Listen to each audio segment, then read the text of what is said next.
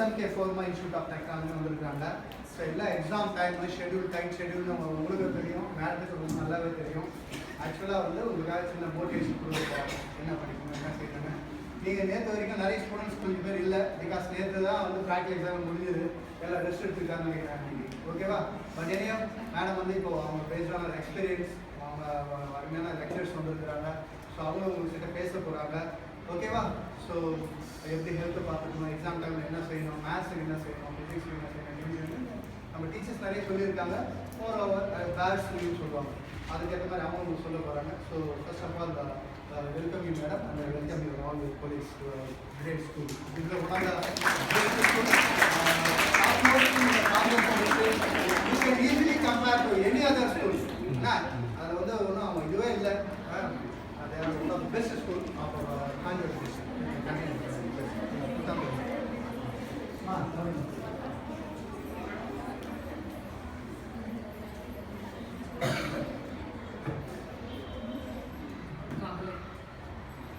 வணக்கம்.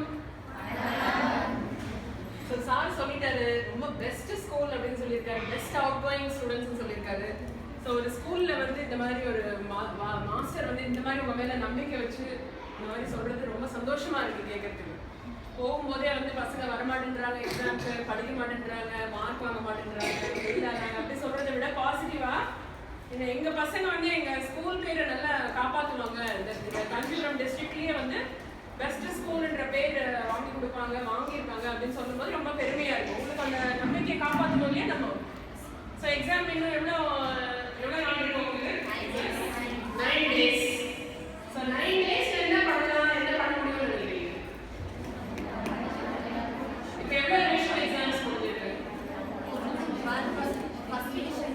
ஸோ எல்லா சிலபஸ் ஃபுல்லாக வந்து ரிவிஷன் எழுதிட்டீங்க, மெயின் எக்ஸாம் மாதிரி எழுதிட்டீங்க. உங்க டீச்சர்ஸ் வந்து அந்த பண்ணிருக்கிற மிஸ்டேக்ஸ் எல்லாம் உங்களுக்கு சொல்லி கரெக்ட் பண்ணியிருப்பாங்க இல்லையா? சரி, இப்போ புதுசாக படிக்கணும் அப்படின்ற மாதிரி தான் இருக்கா, இல்லை எல்லாமே படிச்ச விஷயம் தானே? எல்லாம் படிச்சாச்சு, எதுவும் படிக்க தேவை கிடையாது. படிச்சதை ஞாபகம் வச்சுட்டு கரெக்டாக எழுதினா போதும் இல்லையா? நான் அந்த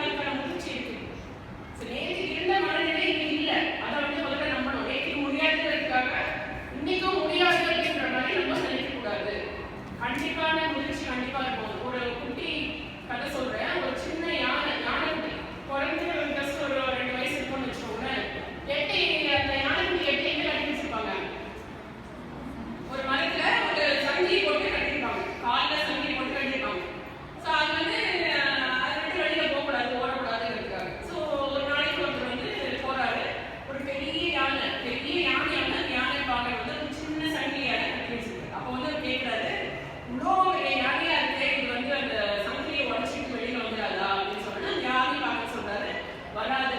ஏன்னா அதுக்கு பயங்கர சக்தி இருக்கு. அது ஒரு காலை கீழே இழுத்துதுன்னா மரமே கூட கீழே விழுறதுக்கு சான்ஸ் இருக்கு. ஆனா அது வராதுங்கிறாரு. ஏன் அப்படின்னா சின்ன வயசுல நிறைய பேர் காலை இழுத்து பார்த்துருக்காங்க. 2 வயசு 3 வயசுல கட்டிருக்கும் போது சங்கிலியை அதை அறுத்துட்டு ஓடணும்னு சொல்லிட்டு நிறைய பேர் வந்து இழுத்து பார்த்துக்கலாம்.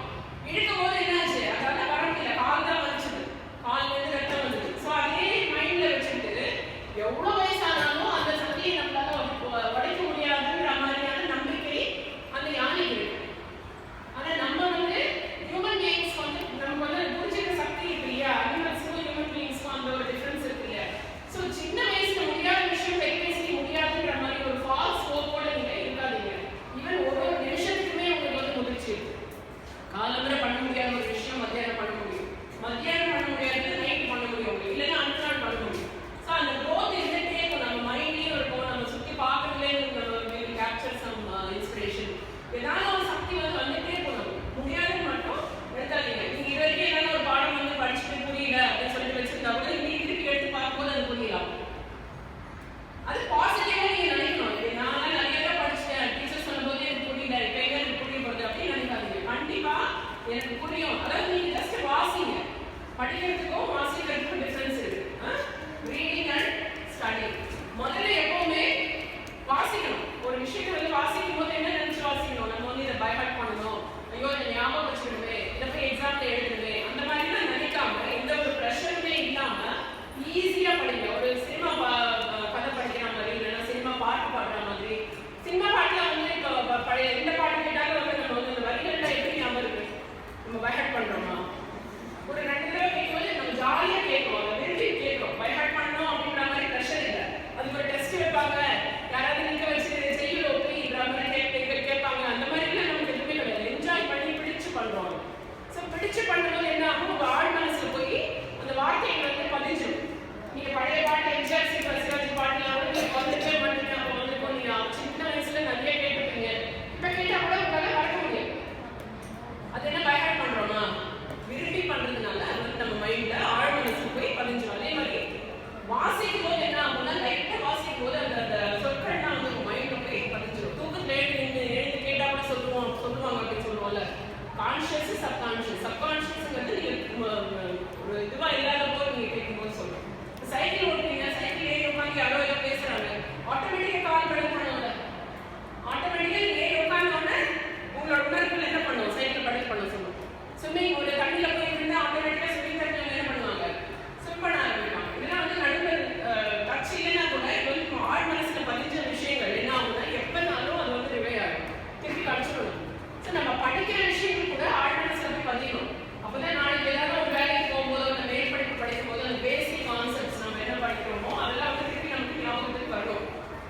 சும்மா எக்ஸாம்காக பைஹார்ட் பண்ணணும் என்ன ஆகும், எக்ஸாம் முடிச்ச உடனே போயிடும். அதாவது எவ்வளோ சீக்கிரம் படிக்கிறோமோ அவ்வளோ குயிக்காக வந்து அது வந்து போயிடும். அது வந்து நிறுத்தி இந்த மாதிரி தான் ஒரு ஆனுவல் எக்ஸாம் முன்னாடி வந்து quarterly monthly test half day படிப்படியாக வச்சுட்டு வராங்க.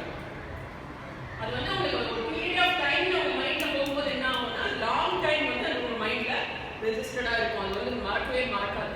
புரியுதா? ஸோ நம்பிக்கை வந்து ரொம்ப ரொம்ப முக்கியம். நம்மளால முடியும் அப்படின்னு ஃபர்ஸ்ட் நினைக்கணும்.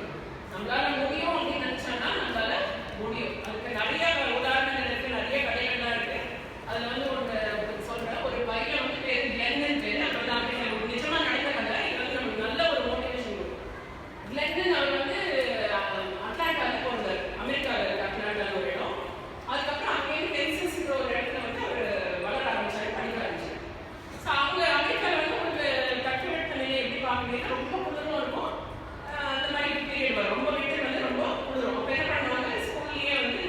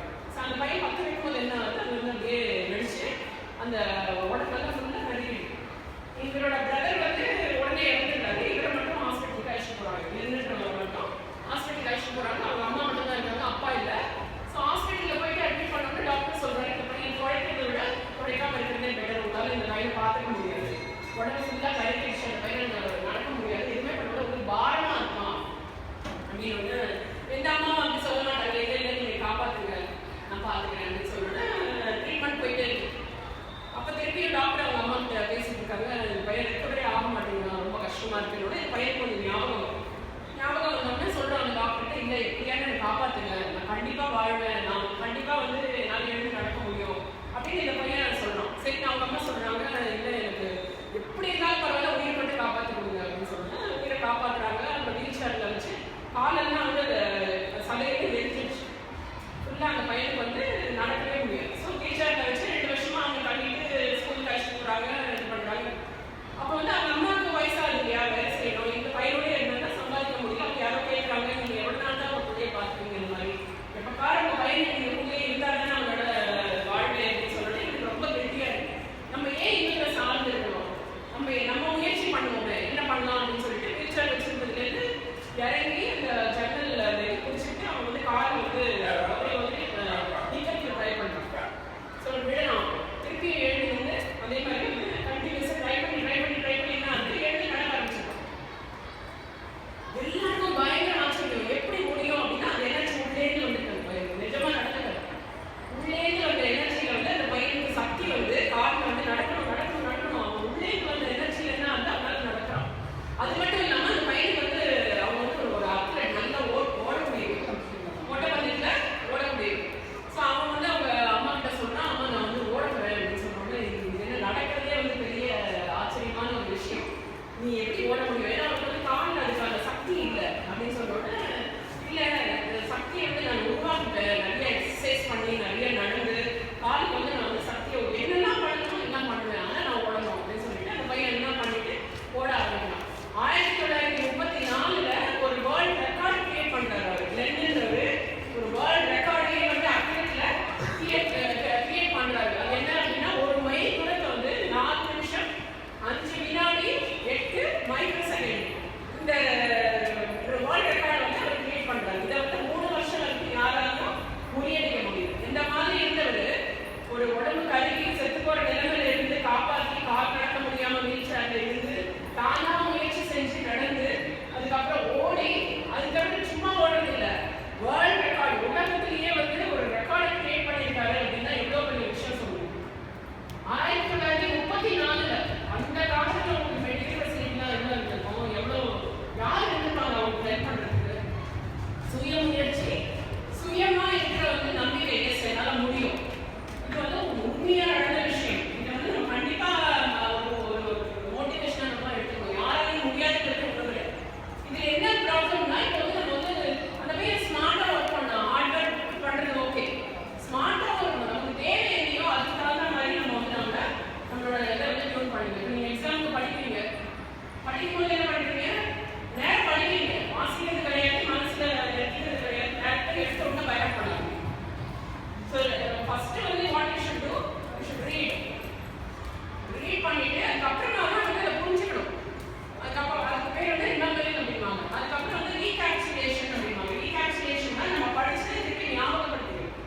அது வந்து நீங்க சும்மா இருக்கும் போதோ இல்லைன்னா டிராவல் பண்ணும்போதோ உட்காந்துருக்கும் போது வீட்டில் ஜஸ்ட் கண்ணை மூடிட்டு இது படிச்சேன்னா இது இதுக்கு சொன்னாங்களா, இதனால தான் இது ஆகுதா, அந்த மாதிரி வந்து நீங்களே உங்க மனசுக்குள்ள உண்மையேற்றிட்டே இருக்கணும். எவ்வளோக்கு எவ்வளோ நீங்க திருப்பி திருப்பி அந்த விஷயத்தை பற்றி நினைக்கிறீங்களோ அந்த ஆழ் மனசுல போய் பார்த்தீங்கன்னா அது புரிஞ்சுட்டு நீங்க வந்து இது பண்றீங்க, பேக்கப் பண்ணல, அந்த விஷயத்துல என்ன கான்செப்ட்ங்கிறத உண்மைக்கிறீங்க. இதுக்கப்புறம் வந்து ரீப்ரொடக்ஷன் என்ன, திருப்பி எழுதி பார்க்கறது, இல்லை யாருக்கிட்டையாவது சொல்றது. ஒரு தடவை எழுதி 10 தடவை படிச்சுட்டு சமானம் சொல்லுவாங்க இல்லையா, ஸோ அது எழுதி பார்த்துட்டு அதுக்கப்புறம் வந்து ரெக்டிஃபிகேஷன், அதாவது நீங்க எழுதுறதுக்கும் ஆக்சுவலுக்கும் என்ன டிஃபரன்ஸ், எவ்வளவு நம்ம தப்பு பண்ணிருக்கோம், அதெல்லாம் பண்ணிட்டு ஃபைனலா ரிவைஸ் பண்ணும்போது என்ன ஆகும், அந்த பர்டிகுலர் கான்செப்டை உங்களால மறக்கவே முடியாது. ஆனா நம்ம என்ன பண்றோம், நம்ம படிக்கிறோம், எக்ஸாம் எழுதுறோம், இந்த ரெண்டு தான் பண்றோம். நடுவில் தேவையான விஷயங்களை நம்ம பண்றது கிடையாது. ஒரு விஷயத்தை வந்து நல்லா புரிஞ்சுக்கணும் அப்படின்னா முதல்ல வாசிக்கணும், அதுக்கப்புறம் அதை புரிஞ்சுக்கணும், அதுக்கப்புறம் அதை வந்து நம்ம மனசுக்குள்ளேயே வந்து ரியல் லைஃபோட உண்மையான வாழ்க்கையோட ஒப்பிட்டு பார்க்கணும், அதுக்கப்புறம் அதை எழுதி பார்க்கணும், அதுக்கப்புறம் யார்கிட்டயே டிஸ்கஸ் பண்ணி அதில் இருக்கிற மிஸ்டேக்ஸை கரெக்ட் பண்ணிக்கணும், ஃபைனலா ரிவைஸ் பண்ணணும். எக்ஸாம் வந்து உங்க லைஃப்ல வந்து சும்மா உங்களுக்கு எவ்வளவு தெரியும் பார்க்கறதுக்கு தான் தர, அதே வாழ்க்கை கிடையாது. நீங்க எக்ஸாம் எழுதி மார்க் மட்டும் எடுத்து எங்க வேலை செய்யற இடத்துல போய் உங்களுக்கு விஷயம் தெரியலன்னா யாரும் வச்சுக்க மாட்டாங்க, வேலை வாங்கி தர முடியுமே தவிர அந்த வேலை இருக்கணும்னா என்ன வேணும், நமக்கு அதுக்கான சாமர்த்தியம் வேணும். ஸோ இதுக்கு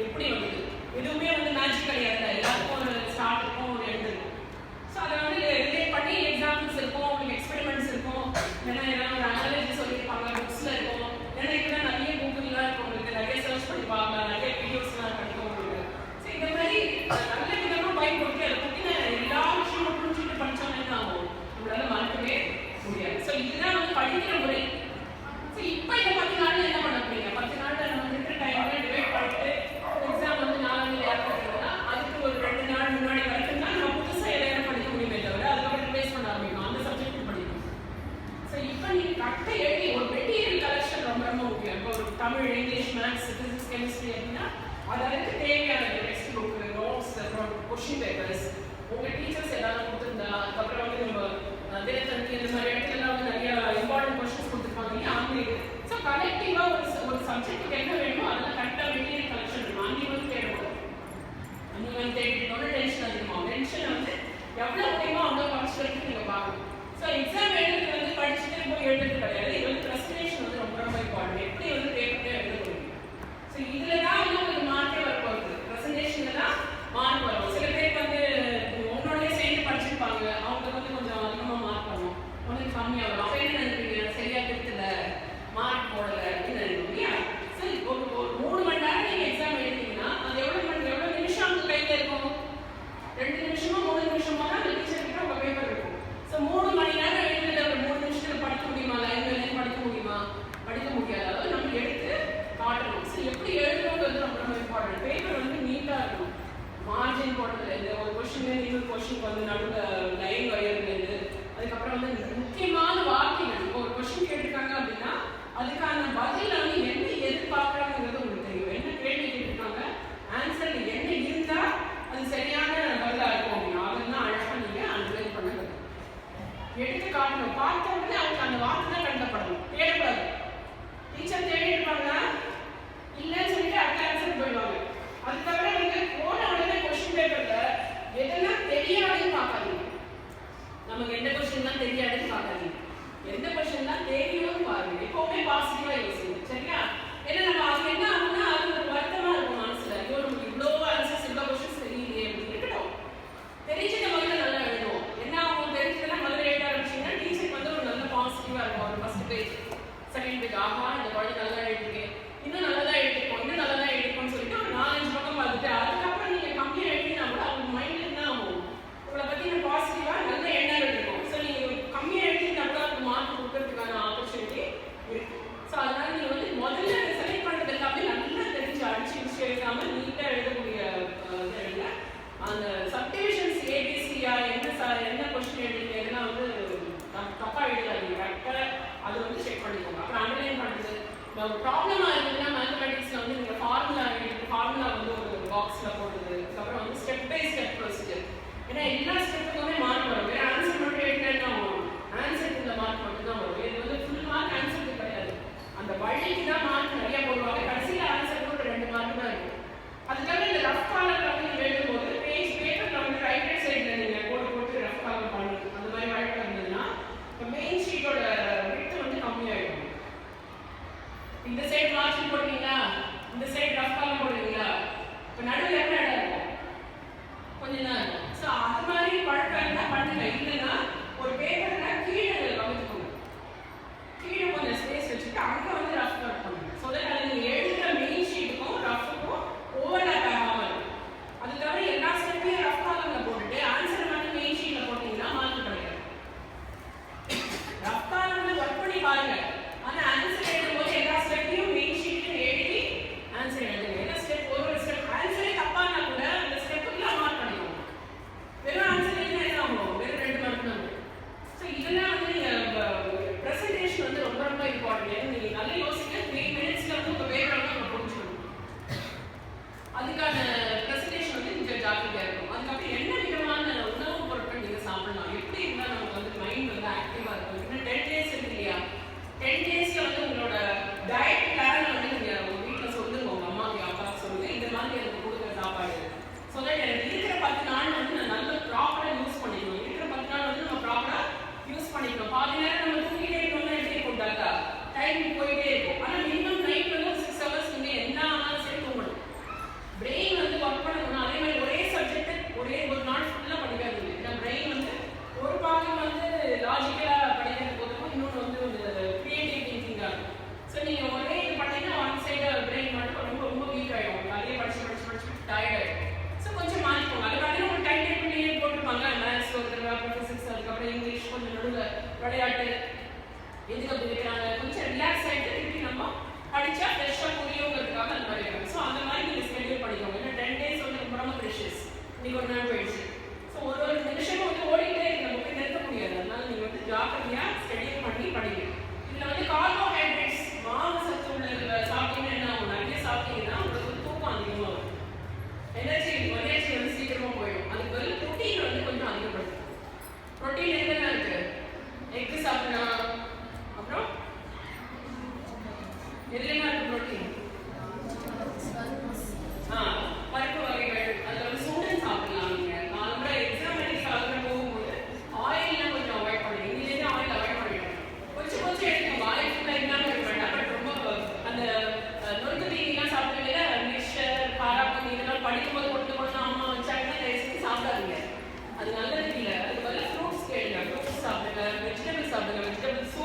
பண்ணி கொடுக்க சொல்லுவாங்க. பேக்கெட்ல இருக்கிற சூப் சாப்பிடாம காய்கறிகள் வாங்கி வீட்டிலேயே வந்து குக்கர்ல வேக வச்சு அதோட சாரை வந்து நீங்க சாப்பிட்டாலே நல்ல ஒரு எனர்ஜி கிடைக்கும். இன்ஸ்டன்டா எனர்ஜி கிடைக்கும். ஃப்ரூட்ஸ்லாம் சாப்பிட்டீங்கன்னா நேச்சுரல் சுகர், உடனே வந்து இன்ஸ்டன்ட் எனர்ஜி கிடைக்கும். அதே மாதிரி எக்ஸாம்பிளுக்கு மார்னிங் வந்து அரை வயிறு சாப்பிட்டு போங்க. ஃபுல்லா சாப்பிட்டு போனீங்கன்னா என்ன ஆகும்? தூக்கம் வரும்.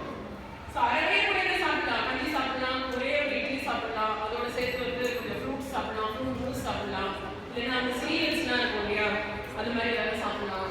ஸோ எக்கு சாப்பிடலாம், நீங்கள் ராகி சாப்பிடலாம், அயன் ஜிங்க் கால்சியம் இருக்கிற உணவு பொருட்கள் நீங்கள் சாப்பிடலாம். பால் வந்து முன்னாடி நைட்டு கொஞ்சம் பால் சாப்பிட்டீங்கன்னா நல்லா சவுண்ட் ஸ்லீப் இருக்கும், கொஞ்சம் நல்லா தூக்கம், நல்ல தூக்கம் இருந்ததுன்னா என்ன ஆகும்? கொஞ்சம் பிரெயின் வந்து ஃப்ரெஷ்ஷாக இருக்கும். அடுத்த நைட் எல்லாம் படிச்சிங்கன்னா எக்ஸாம் எழுதும்போது தூக்கம் வரும். ஸோ அந்த மாதிரி எந்த தப்பெல்லாம் பண்ணாதீங்க. நைட் நல்லா தூங்க 6 மணி நேரம் கண்டிப்பாக தூக்கணும். நீங்கள் அது வரைக்கும் படிச்சுட்டு போதும். நீங்கள் 6 மணி நேரத்துக்கு எடுத்து படிச்சீங்கன்னா என்ன ஆகும்? படிச்சதெல்லாம் திருப்பி மறந்து போயிடும். இருக்கிறத காப்பாற்றணும். நம்ம எது இருக்கோ அதை காப்பாற்றணும். தைரியமாக இருங்க. கண்டிப்பாக சாதிக்கும், கண்டிப்பாக ஜெயிக்கும். மார்க் மட்டுமே வாழ்க்கை இல்லை, இதையும் நினச்சிக்கோங்க. கண்டிப்பாக உங்களுக்கு நல்ல வாய்ப்புகள் கிடைக்கும். நல்ல இடத்துல நீங்கள் வந்து படிக்கலாம், மேற்படிப்பு படிக்கலாம், நல்ல வேலைக்கு போகலாம், நல்லா சாதிக்கலாம். ஒரு 80 மார்க் 90 மார்க் 100 மார்க்கு பெரிய வித்தியாசம் கிடையாது. நீங்கள் வந்து நீங்கள் என்ன புரிஞ்சுட்டு இருக்கீங்க, எவ்வளோ உங்களோட சக்தி என்ன, அதுக்கப்புறம் நீங்கள் போய் எப்படி பர்ஃபார்ம் பண்ண போறீங்க, இதுதான் தான் ரொம்ப ரொம்ப இம்பார்ட்டன்ட். எனர்ஜி உள்ளே வரணும், உங்களுக்கு நல்லா உந்துதல் வரணும். என்னால் முடியும், கண்டிப்பாக பண்ண முடியும் அப்படின்னு. அதுக்கு ஒரு இது சொன்னேன் நான். ஒரு நல்ல ஒரு தண்ணியை வந்து கொதிக்க வைக்கும்போது ஒரு 99 டிகிரி செல்சியஸ் இருக்கும்போது என்ன ஆகும்? கொதி நீராக இருக்கும். அதை வச்சு நம்ம ஒன்றும் பெருசாக பண்ண முடியாது. அதே மாதிரி ஒரு டிகிரி வந்து ரேஸ் பண்ணால் என்ன ஆகும்?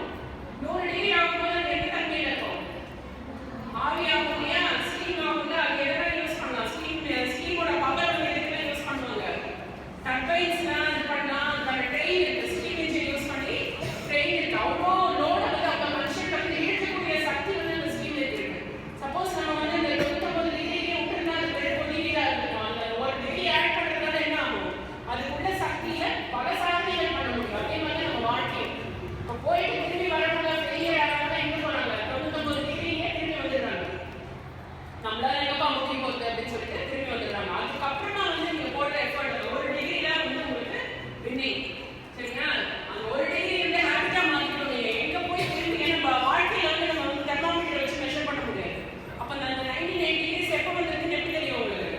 ஒரு ஒரு வேலையை சாதிக்கிறதுக்காக போறீங்க, என்னால முடியாதுன்னு சொல்லி திரும்பி வருவீங்க பாருங்க, அந்த ஒரு எண்ணம் வரும் பாருங்க, அதுதான் உங்களோட 99 டிகிரிஸ். அதுக்கப்புறம் போடுற எக்ஸ்ட்ரா எஃபர்ட்ல என்ன ஆகும்? உங்களுக்கு அந்த ஸ்டீம் இன்ஜின் மாதிரி உங்களுக்கு அந்த பவர் அடிச்சு கண்டிப்பா சாதிக்கும். எல்லா சாதனையாளர்களுமே அந்த தடையை தாண்டி போறவங்க தான் சாதிக்கிறாங்க. அதே மாதிரி இப்போ ரன்னிங் ரேஸ்ல பாத்தீங்கன்னா ஓடும்போது நல்லா வின்னிங் இதுல இருக்கிறவங்க என்ன பண்ணுவாங்க? நம்ம தான் வின் பண்ண போறோம்னு சொல்லி அவங்களோட எனர்ஜி வந்து கொஞ்சம் குறையும். அதுக்கு அடுத்து வர என்ன நினைப்பாரு?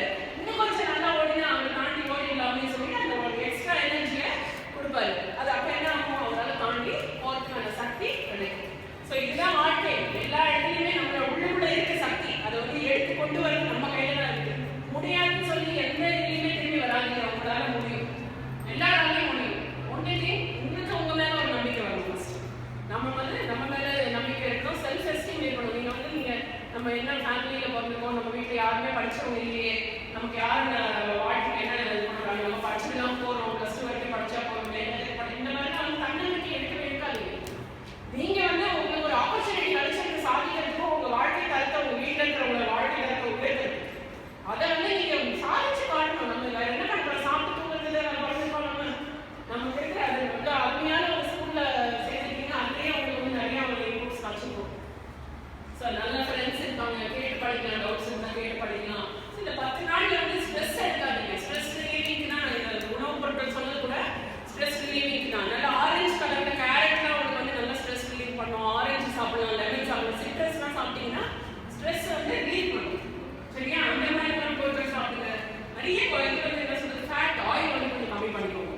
ஸோ காலையில் எக்ஸாமுக்கு போகும்போது என்னெல்லாம் எடுத்து வைக்கணுமோ நைட்டே எடுத்து வச்சுருங்க. என்ன பேனா எடுத்து வைக்கணுமா, பென்சில், எரேசர், ஜாமெட்ரி பாக்ஸ், உங்களோட ஹால் டிக்கெட், உங்களோட ஐடென்டி கார்டு, ஐடென்டி கார்டு எதையுமே மார்னிங் வந்து டென்ஷனாக தேடுற மாதிரி வச்சுக்காதீங்க. அது தவிர இந்த டிவி பார்க்குறது, மொபைல் பேசுறது எல்லாம் கொஞ்சம் வேலைக்கு நிறுத்தி வைங்க. ஏன்னா மைண்டில் வந்து நம்ம என்ன பார்க்குறோமோ அந்த காட்சி தான் பதியும். ஸோ நம்ம ஏதாவது ஒரு பாட்டு கேட்டுட்டு வரும்போது என்ன பண்ணுவோம்? அந்த பாயிண்ட் வந்துட்டே இருக்கும் அந்த பாட்டு.